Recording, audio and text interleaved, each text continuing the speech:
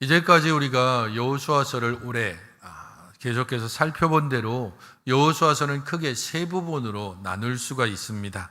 먼저 1장부터 12장이 땅의 정복에 대한 내용이라면 13장부터 21장은 땅의 분배에 대한 내용입니다. 그리고 22장부터 24장이 그 땅에서 복을 누리는 방법에 대해서 기록해 주고 있습니다. 오늘 우리가 함께 살펴보게 될 22장 1절부터 9절 말씀은 여호수아서의 세 번째 부분이고 마지막 결론 부분이기도 합니다. 하나님께서 약속으로 주신 그 땅에서 어떻게 하나님의 은혜를 누리고 어떻게 하나님의 복을 받을 수 있을 것인가, 그에게 대하여서 22장부터 24장에 말씀해 주고 있는데 22장부터 24장도 각 장마다 내용들이 있습니다. 먼저 22장은 요단강 동편에서 두 지파 반에게 주는 여호수아의 권면 내용이 있고 23장은 이것을 좀 더 확대해서 이스라엘 전체에게 주는 권면의 내용이 담겨져 있습니다. 24장은 마지막 여호수아의 고별 설교와 세겜 언약을 다시금 행하는 그러한 언약의 내용들이 여기에 담겨져 있는 것입니다. 그런 면에서 우리는 22장부터 24장이 약속의 땅에서 복과 은혜를 누리는 방법에 대해서 말하고 있는데 그 첫 이야기가 어떤 이야기인지, 이것을 통해서 무엇을 말하고자 하는지를 오늘 함께 살펴보았으면 좋겠습니다. 2절을 함께 읽어보시기 바랍니다. 2절입니다. 시작.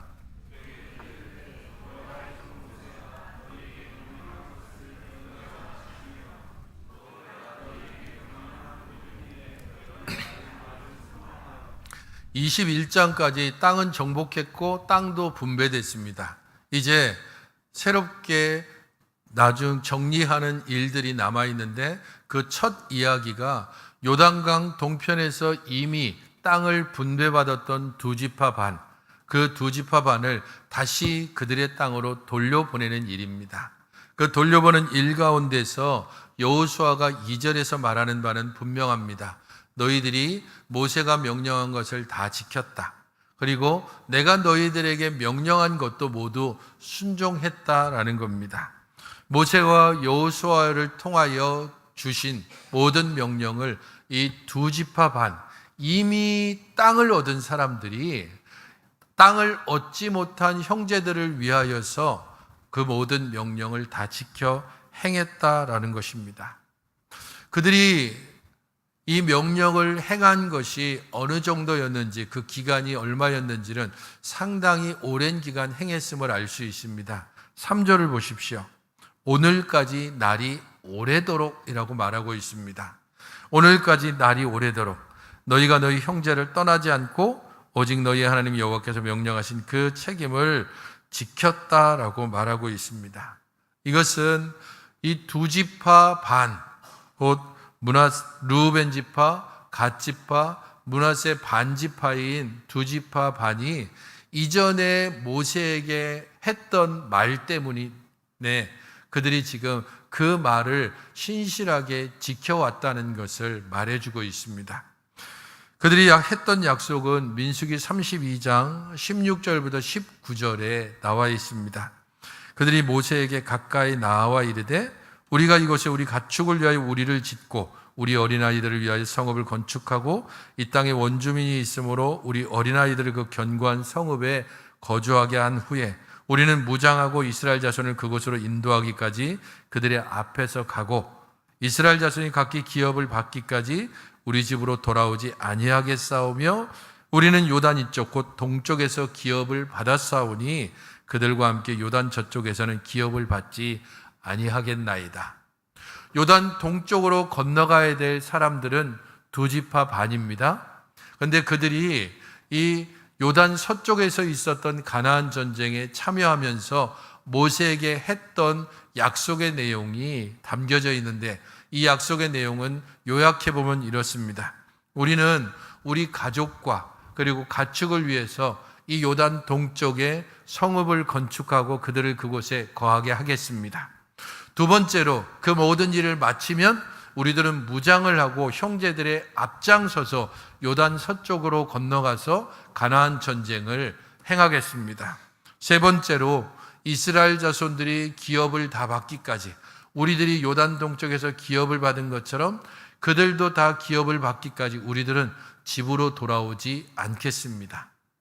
그리고 마지막으로 우리가 동쪽에서 이미 기업을 받았으니까 서쪽에서는 기업을 받지 않겠습니다. 이 약속을 그들이 신실하게 지켰다는 사실을 여호수아는 2절에서 이야기하고 3절에서 다시 한번 확인하면서 너희들이 정말 신실하고 충성되게 형제에게 약속했던 것, 그리고 하나님 앞에 했었던 약속을 다 지켰다라고 칭찬하며 또한 그들을 위로하고 있는 것입니다. 그들이 이 약속을 지킨 기간이 얼마나 될까? 곧 가나안 전쟁은 어느 정도 이어졌을까라고 하는 것에 대해서 여러 가지 많은 그 근거가 있습니다. 가장 짧게, 가나안 전쟁을 가장 짧게 잡으면 5년. 그리고 일반적으로 가나안 전쟁을 볼 때에는 약 7년을 잡습니다. 그리고 땅 분배까지를 가나안 전쟁과 연결시킨다면 그 기간은 2배 이상 늘어납니다. 대략 15년에서 20년 정도입니다. 그러면 이 두 지파 반이 약속을 지켰던 기간, 가족들을 동쪽에 두고 가나안 전쟁에 참여한 기간이 짧아야 5년, 최소한 한 7년에서 길게 보면 거의 20년 정도가 되는 겁니다. 그 기간 동안 이 약속을 신실하게 지켰다는 것을 지금 여호수아는 그들에게 확인시켜 주면서 그들을 돌려보내려고 하는 것입니다. 그들이 이렇게 가족들을 요단 동편에 두고 가나안 서쪽에 있었던 가나안 전쟁에 참여한다라고 했을 때 우리는 현실적인 문제들을 고민해 볼 수밖에 없습니다. 왜냐하면 전쟁을 할 수 있는 군사들이 다 요단 서편으로 건너갔다면, 그러면 요단 동편에 있던 가족들, 가축들, 그들은 과연 무슨 한두 달도 아니고 무려 7년, 아무리 한 절반 정도 잡아도 약 10년 정도를 아무도 보호할 수 없는 상태에서 버려져 있다는 사실입니다. 그러면 현실적으로 이게 어떻게 가능했을까? 두 가지를 생각해 볼 수 있습니다. 하나는 전적으로 하나님을 의지해서 형제들을 위하여 그들이, 모든 군사들이 요단 서편 가나안 전쟁에 참여했을 가능성입니다. 하나님께서 이 전쟁을 승리로 이끌어 가시는 것처럼 요단 동쪽에 남겨두고 온 가족들, 그들을 위하여 그들이 전쟁을 할 때마다 얼마나 간절히 하나님의 도우심을, 하나님께서 우리들이 이곳에 있는 동안 다른 이방인들, 주변의 다른 나라들이 자신들의 가족을, 자신들의 가축을 공격하지 않도록 해달라고 간절히 하나님께 기도하면서 1년, 2년, 거의 10년가량을 이 전쟁을 수행해 왔을 가능성이 첫 번째입니다. 그렇다면 그들은 정말로 하나님만을 의지하며 하나님께 모든 것을 맡기고 이 전쟁에 참여했을 겁니다. 두 번째 가능성은 좀 더 현실적인 가능성을 생각해 볼 수 있습니다. 물론 성경에는 나와 있지는 않지만 이 전쟁에 참여했을 때 현실적인 가능성을 본다면 아마도 교대로 이 전쟁에 참여하지 않았을까라고 추측해 보는 겁니다. 두 지파 반의 군사의 수는 민수기의 그 숫자를 봤을 때 대략 4만 명 정도가 됩니다. 그렇다면 이 4만 명 정도의 군사를 뭐 2패 정도쯤으로 나누어서 혹은 3패나 4패 정도로 나누어서 번갈아서 전쟁에 함께 참여하는 겁니다. 그 기간이 얼마일지 알 수 없지만 가장 합리적으로 생각해 봤을 때는 그렇게 했을 가능성이 충분히 있습니다. 왜냐하면 요단 동편, 요단 서편이라고 얘기하지만 이 요단강이라고 하는 것이 우리가 보는 것처럼 이 한강과 같이 엄청나게 약 그 길이가 1km 정도쯤 떨어져 있는 그런 큰 강이 아닙니다. 작은 그 폭으로 보면 대략 한 10m 정도, 아무리 길어봐야 100m를 넘지 않습니다. 마음만 먹는다면 언제든지 건너갈 수 있는 곳이 요단강입니다. 그렇게 봤을 때에 현실적으로 이 오랜 기간 동안 전쟁을 해야 되는 상황에서 그들을 둘 혹은 셋 정도로 나누어서 교대로 이 전쟁에 함께 참여했을 겁니다. 그렇게 봤을 때 어떤 경우든지 그들은 하나님을 의지할 수밖에 없습니다. 온전히 모든 군사들이 요단강 서편을 건넜든 아니면 그들이 교대로 요단강 서편을 건너왔든 동편에서 서편으로 건너왔을 때 가령 100명의 군사가 전쟁에 참여했다면 만약에 교대로 해서 그 교대 기간이 끝나서 다시 요단강 동편으로 돌아갈 때 100명이 건너왔다면 전쟁이 끝난 후 100명 모두가 돌아갔을까요? 그렇지 않을 겁니다. 전쟁에는 반드시 사상자가 있게 마련이고 건강하게 건너왔다가 손이나 팔을 하나 잃거나 혹은 신체 중의 일부를 잃은 상태에서 그렇게 장애인으로 건너가는 사람들이 있을 겁니다. 그렇게 건너가는 사람도 있을 것이고 아예 요단강 서편에서 그들의 시신을 묻고 돌아가지 못한 이들도 있었을 겁니다. 그렇게 본다면 이 거의 10여 년에 걸친 전쟁 가운데서 그들이 형제들을 위하여 했던 이 일들은 그들의 목숨을 주는 일이고 하나님께 약속하신 것을 그들이 목숨을 다하여 지켜왔다는 것을 보여주는 겁니다. NIV 성경에서는 3절에 여호와께서 명령하신 그 책임을 지켰다라고 하는 것을 어떻게 번역하고 있냐 하면 하나님께서 너희에게 주신 사명을 완수했다라고 그렇게 번역하고 있습니다. 하나님께서 주신 사명을 완수하기까지 형제들에 대한 책임을 다하는 두 지파 반을 향해서 여호수아가 그 책임을 다했다라고 말하는 겁니다. 이 책임은 형제들과의 약속이고 하나님 앞에서 한 서약입니다. 그것은 형제들에 대한 사랑에서 나오는 것이고 우리가 비록 동쪽과 서쪽으로 나누어져 있지만 한 하나님의 백성이라는 사실을 그들이 온전히 고백하기에 나오는 행동입니다. 이것은 형제 사랑이라는 말로 또한 말할 수 있습니다. 어떻게 형제를 사랑할 수 있습니까? 라고 물을 때 우리는 예수님께서 그의 제자들에게 하신 요한복음 13장 34절 말씀을 떠올려야 합니다. 같이 한번 읽어보시겠습니까? 시작.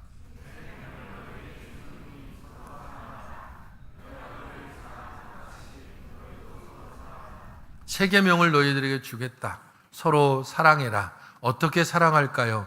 내가 너희들을 사랑한 것 같이입니다. 35절, 36절에 예수님께서는 사람이 친구를 위해서 자기 목숨을 주면 이보다 더 큰 사랑이 없다. 그리고 이제부터 내가 너희들을 종이라고 하지 않고 친구라 부르겠다라고 말씀하고 있습니다.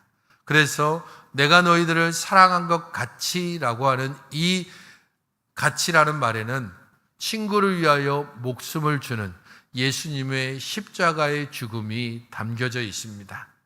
형제를 사랑하라라고 하는 이 계명은 형제를 위하여 목숨을 주라라는 겁니다. 형제를 사랑하라라고 하는 것은 말과 혀로 사랑하라는 것이 아니고 행함과 진심으로 하라는 것이고 너희들의 목숨을 주는 그 사랑을 통해서 형제 사랑을 확인하고 형제 사랑을 실천하라는 말입니다. 우리가 교회 안에서 형제를 사랑합니다 라고 했을 때 그 사랑은 그리스도의 십자가의 사랑의 무게를 가지고서 사랑을 말해야 합니다. 형제를 사랑합니다 라고 말할 때 거기에는 십자가의 그 모진 고난과 십자가에 이르기까지의 그 모진 조롱과 수치를 함께 감당하고자 하는 분명한 믿음이 거기에 담겨져 있어야 합니다. 그러므로 우리가 형제를 사랑한다라고 했을 때, 그때 우리는 우리의 목숨을 주신 예수님의 이 사랑으로 형제를 사랑한다라고 말해야 합니다. 그래서 로마서 13장 8절부터 10절은 우리에게 이렇게 말하는 것입니다.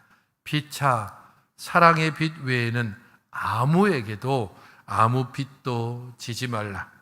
남을 사랑하는 자는 율법을 다 이루었다라고 말씀합니다. 간음하지 말라, 살인하지 말라, 도둑질하지 말라, 탐내지 말라 한 것과 그 외에 다른 계명이 있을지라도 내 이웃을 내 자신과 같이 사랑하라 하신 그 말씀 가운데 다 들어있다. 사랑은 이웃에게 무엇을 하지 않는다고요? 악을 행하지 않느니. 사랑은 율법의 완성입니다. 예수님은 이 율법의 완성으로 십자가의 죽음을 죽으셨고, 이 율법의 완성을 또한 우리에게 계명으로 주신 것입니다. 사랑의 빛 외에는 다른 것을 지지 말라.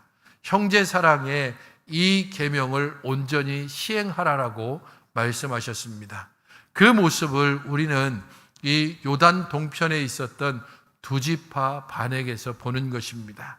그들이 거의 10여 년에 가까운 기간 동안 형제들의 앞서 전쟁을 수행하고 그 가운데 쓰러진 자들이 있습니다. 이미 기업을 받았지만 이 땅에서 이 전쟁을 수행함으로 아무런 기업을 받을 수 없음에도 불구하고 형제들이 안식을 얻기까지, 자신들처럼 기업을 받기까지, 형제들이 정착하기까지 그 형제를 위해서 목숨을 내어놓는 가나안 전쟁을 수행했던 이 모습이 하나님께서 약속하신 그 땅에서 은혜와 복을 누리는 첫 번째 방법입니다. 형제를 사랑하는 것, 형제를 위하여 책임을 다하는 것, 그것이 하나님께서 약속하신 땅에서 은혜와 복을 누리는 방법이고, 교회 안에서 하나님께서 부르신 이 믿음의 공동체 안에서 함께 은혜와 복을 누리는 첫 번째 방법입니다. 형제를 사랑하십시오. 주께서 우리를 위하여 목숨을 주신 것처럼 우리의 목숨을 다하여 형제를 사랑하시는 것, 그것이 교회 안에서, 믿음의 공동체 안에서 하나님의 은혜와 복을 누리는 첫 번째 방법입니다. 두 번째 방법은 5절에 나와 있습니다. 같이 한번 읽어보시겠습니까? 시작.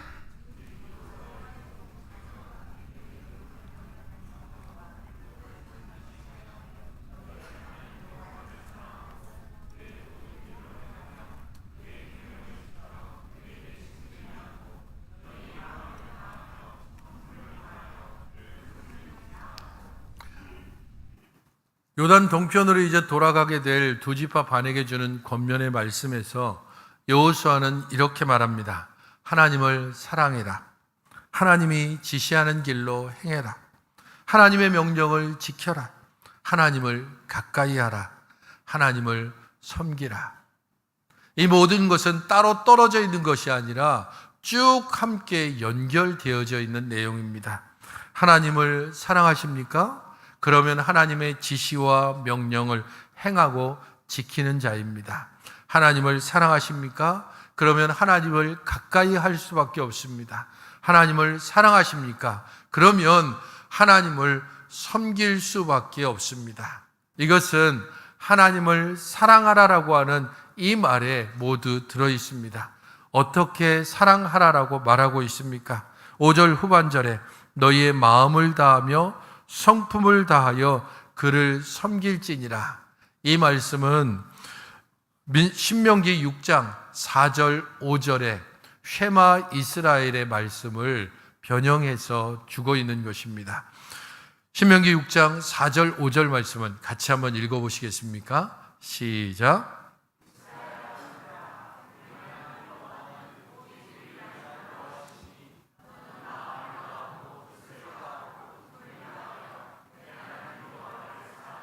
들으라 이스라엘아, 하나님은 유일하신 하나님이시다. 너희들의 마음을 다하고 뜻을 다하고 힘을 다해서 그 유일하신 하나님을 사랑해라. 이 말씀은 이스라엘의 전통적인 신앙 고백문입니다. 이스라엘의 모든 율법의 근본 정신을 담고 있습니다. 이 말씀은 이스라엘 모든 백성들의 생각과 행동의 출발점이 됩니다. 그들의 모든 생각은 하나님을 사랑하는 데서 나와야 되고, 하나님을 사랑하는 것에서 그들의 모든 행동은 나타나는 것입니다. 그들이 하나님께 기도할 때에 하나님을 사랑함으로 바로 하나님께 기도하며 하나님의 말씀과 명령을 온전히 따라서 행합니다. 그러므로 성도 여러분, 하나님을 사랑하십니까? 하나님의 말씀과 명령을 듣고 있습니까? 하나님께서 말씀하고 명하신 것들을 따라서 행하고 있습니까? 하나님을 가까이 하고 있습니까? 하나님을 섬기고 있습니까? 하나님을 사랑하고 섬기는 가장 구체적인 표현, 그것은 하나님께서 주신 계명을 따라 지키는 것입니다. 나는 하나님을 사랑합니다. 그러나 나는 하나님의 말씀을 듣지 않겠습니다. 나는 하나님을 사랑합니다. 그러나 나는 하나님과 적절한 거리를 유지하겠습니다. 나는 하나님을 사랑합니다. 그러나 나의 생각과 판단이 하나님의 말씀과 명령보다 더 중요합니다. 말도 안 되는 소리입니다.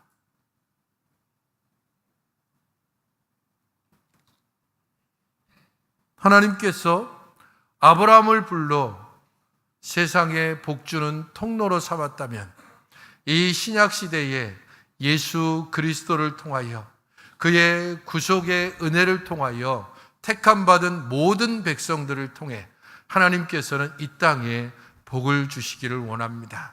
그 모임이 교회이고, 이 교회의 머리는 예수 그리스도이며 우리들은 그 몸의 지체가 된 이들입니다. 머리와 떨어진 지체는 더 이상 지체가 아닙니다.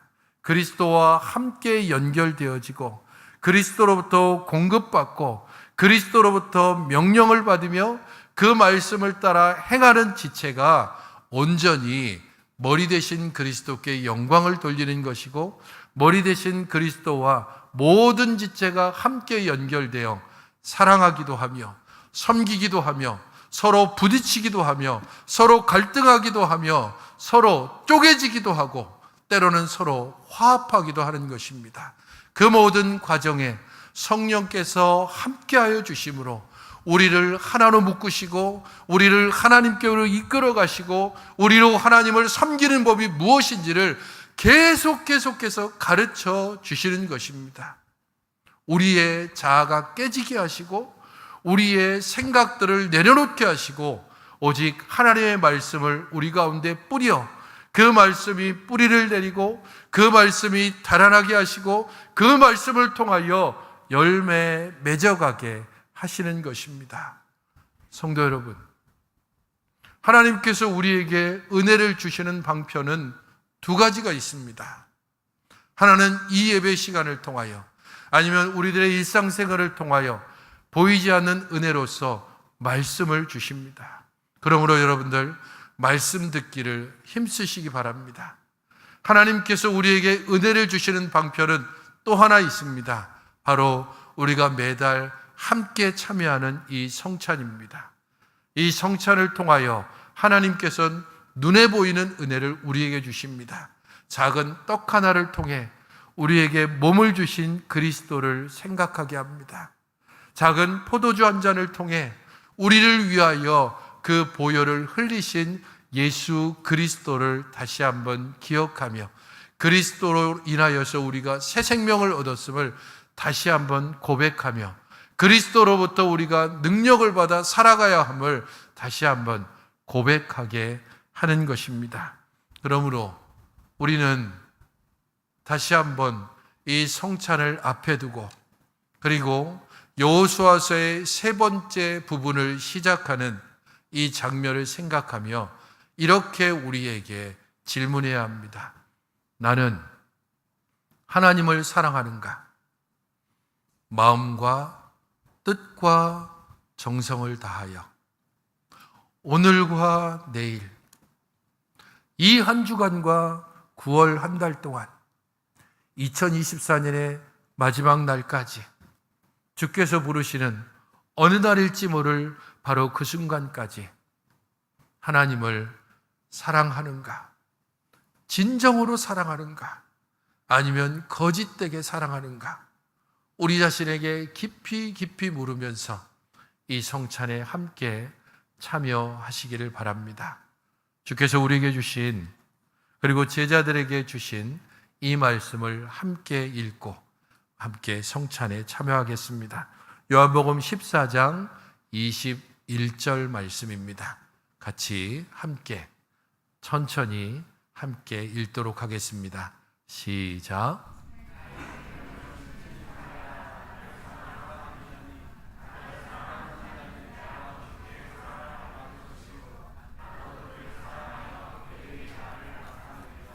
주를 사랑하십니까? 주의 계명을 온전히 순종하여 지키고 있습니까? 하나님께서 그런 이들을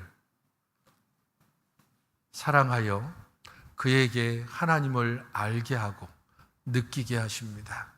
예수님께서 그를 사랑하여 그에게 자신을 보여주시고 자신을 깨달아 알게 하십니다. 하나님이 멀리 있다고 생각한다면, 예수님이 나와 함께 하심이 의심되고 흔들리고 있다면 우리는 주의 계명을 지키고 있지 못한 겁니다. 우리 안에 미움이, 다툼이, 갈등이, 서로 온전히 화합하지 못함이 가득하여 하나님이 더 이상 우리 가운데 함께할 공간을 만들어내지 못하는 것입니다. 이 성찬에 함께 참여하며 함께 참여하는 모든 성도들의 하나된 모습을 생각하며 하나님께서 우리에게 은혜를 주셔서 이 한 주를, 또 이 한 달을 살아가게 해달라고 기도하며 성찬에 참여하시는 여러분들 되시기를 바랍니다.